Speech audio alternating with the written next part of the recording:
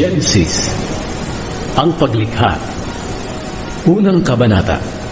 Nang pasimula, nilikha ng Diyos ang langit at ang lupa. Ang mundo noon ay wala pang anyo at wala pang laman. Ang tubig na bumabalot sa mundo ay balot ng kadiliman. At ang Espiritu ng Diyos ay kumikilos sa ibabaw ng mga tubig. Sinabi ng Diyos, magkaroon ng liwanag. At nagkaroon nga ng liwanag. Nasiyahan ng Diyos sa liwanag na nakita niya. Pagkatapos, inihiwalay niya ang liwanag sa kadiliman. Tinawag niyang araw ang liwanag, at gabi naman ang kadiliman. Lumipas ang gabi at dumating ang umaga. Iyon ang unang araw. Pagkatapos, sinabi ng Diyos, magkaroon ng pagitan na maghihiwalay sa tubig sa dalawang bahagi. At nagkaroon nga ng pagitan na naghihiwalay sa tubig sa itaas at sa tubig sa ibaba. Ang pagitan ito ay tinawag ng Diyos na kalawakan. Lumipas ang gabi at dumating ang umaga. Iyon ang ikalawang araw.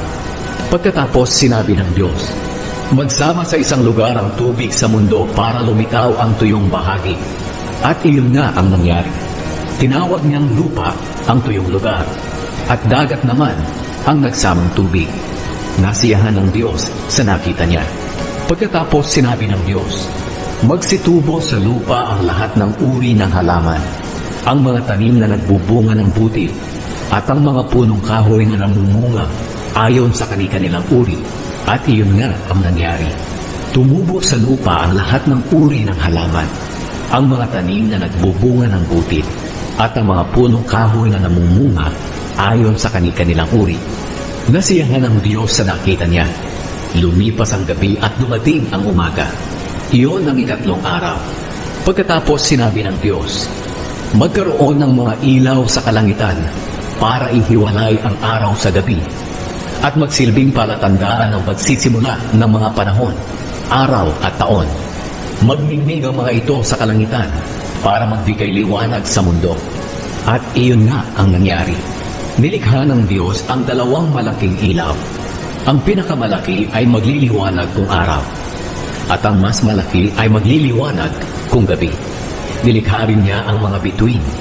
Inilagay ng Diyos ang mga ito sa kalangitan para magbigay liwanag sa mundo kung araw at gabi, at para ihiwalay ang liwanag sa dilim. At nasiyahan ng Diyos sa nakita niya. Lumipas ang gabi at dumating ang umaga. Iyon ang ikaapat na araw.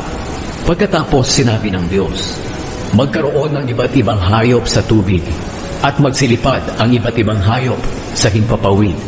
Kaya nilikha ng Diyos ang malalaking hayop sa dagat, at ang lahat ng uri ng hayop na nakatira sa tubig, at ang lahat ng uri ng hayop na lumilipad. Nasiyahan ng Diyos sa nakita niya, at binasbasan niya ang mga ito. Sinabi niya, magpakarami kayo, kayong mga hayop sa tubig, at mga hayop na lumilipad. Lumipas ang gabi, at dumating ang umaga.